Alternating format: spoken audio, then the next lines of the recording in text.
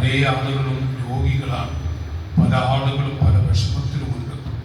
അപ്പൊ താഴോട്ട് നോക്കിയിട്ട് അൽഹംദുലില്ലാഹ് പറയത്തക്ക വിഷമങ്ങളോ പറയത്തക്ക ബുദ്ധിമുട്ടുകളോ അങ്ങനെ ഒന്നും അല്ലാഹു തന്നിട്ടില്ലല്ലോ എന്ന വിഷയത്തിൽ അൽഹംദുലില്ലാഹ് എപ്പോഴും അൽഹംദുലില്ലാഹ് പറയാനുള്ള മനസ്സ്, അൽഹംദുലില്ലാഹ് വർദ്ധിപ്പിക്കും തോറും അല്ലാഹു ദുനിയാവിലും ആഖിറത്തിലും നല്ല സന്തോഷം നൽകുമാണ്.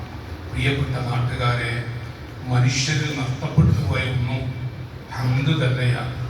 അറബികൾ എന്ത് വിഷമുണ്ടെങ്കിലും കൈഫൽ ഹാൽ എന്ന് വെച്ചാൽ അൽഹംദുലില്ലാഹ് എന്ന് പറയും. നമ്മൾ എന്താ സുഖല്ലേ വെച്ചാൽ അങ്ങനെ പോകണമെന്ന് പറയും.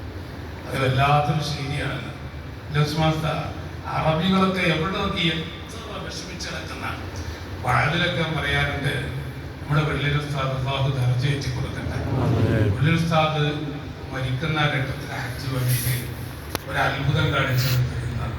നിങ്ങൾ കുറച്ച് ആളുകളുണ്ട്, അവർ ആശുപത്രിയിൽ പോയി. അപ്പൊ നമ്മുടെ മലയാളികളായ ഹാജിമാര് ഈ നാട് വിട്ടാണ്ട് ഒരു ജലദോഷം, അപ്പൊ ആ ജലദോഷം വിളിച്ചിരിക്കുക. അപ്പൊ എന്താ ഹാജിമാരെ ആഴത്തിൽ വെച്ചു ഒരു 150 വിഷമത്തിന് ആകെ പ്രശ്നം, ആകെ ബുദ്ധിമുട്ട്. അപ്പൊ വെളിയിൽ ഉസ്താദ് പറഞ്ഞു, ഇങ്ങോട്ട് വരും, അവിടെ ഒരു അറബി കണ്ടിട്ട് പോയി വെക്കുക. ഒരു കാല് മുറിഞ്ഞടക്കുന്ന അറബിയാണ്. ആ അറബിയുടെ അരികിൽ ചെന്ന് സലാം ചൊല്ലി കൈഫൽ ഹാൽ. ആ അറബി അൽഹംദുലില്ലാഹ് അൽഹംദുലില്ലാഹ്. ജലദോഷം പിടിച്ച മലയാളി അങ്ങനെ പോണ് ആകെ പ്രശ്നം. ഒരു കാല് മുറിഞ്ഞടക്കുന്ന അറബി അൽഹംദുലില്ലാഹ് അൽഹംദുലില്ലാഹ് അൽഹംദുലില്ലാഹ്.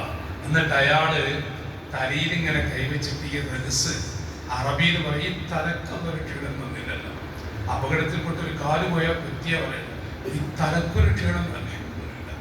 2 കൈകൾ ഇങ്ങനെ കുലുക്കിയിട്ടുണ്ട് അൽഹംദുലില്ലാഹ് അൽഹംദുലില്ലാഹ്. അങ്ങനെ ഒരു കാലിലേക്ക് അടിച്ചിട്ട് അൽഹംദുലില്ലാഹ് ഒരു കാലം തന്നിട്ടുണ്ടല്ല. മുറിക്കപ്പെട്ട കാലിലേക്ക് ജയിച്ചിട്ട് പറഞ്ഞു 2 കാലില്ലാത്തവരില്ല അൽഹംദുലില്ലാഹ്. ഒരൊറ്റ കൈഫൽഹാലി എത്ര അൽഹംദുലില്ലാഹ് എന്നറിയാം. നമ്മളോ എത്രമാത്രം പ്രശ്നങ്ങളായിരിക്കും പറയാം. അതുകൊണ്ടാണ് മലേഷ്യയിലെ നമ്മുടെ പ്രസ്ഥാനത്തിന്റെ നേതൃത്വമാണ്. അള്ളാഹു ബഹുമാനത്തിലൊക്കെ ആഫിയത്ത് കൊടുക്കട്ടെ. പാപ്പനും പെട്ടെന്ന് മറന്നുപോയതാണ്. ഇന്ന് വല്ലാത്തൊരു സന്തോഷം. സുൽത്താന്റെ 2 സാധാരണ ഉസ്മാൻ ഉസ്താദ്, അവർ തന്നെ പിന്നെ സെയ്ദ് ഉസ്താദ്, പിന്നെ നമ്മുടെ ഉസ്താദ്മാരൊക്കെ അള്ളാഹുവിനൊക്കെ ആഫിയത്ത് കൊടുക്കട്ടെ. അപ്പോൾ ഞാൻ നിർത്തുകയാണ്. പ്രസംഗിക്കാൻ പറ്റിയ സമയം എനിക്കറിയാം.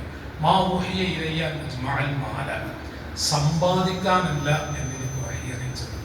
വാക്കൂലമിലെ താജ് വേണ്ട എന്നല്ല, സമ്പാദ്യം വേണം. എപ്പോഴും മറ്റുള്ളവരുടെ കൈകണ്ടി ജീവിക്കല്ല വേണ്ടത്. യാചന ഏറ്റവും വെറുക്കപ്പെട്ട സംഭവം. യാചനത്ര നല്ല കാര്യമല്ല. അവ യാചിച്ച് നടക്കാനല്ല പുണ്യമുള്ളത്.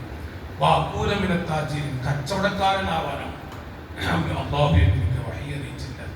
ولكن أوحي إلي أن سبح بحمد ربك.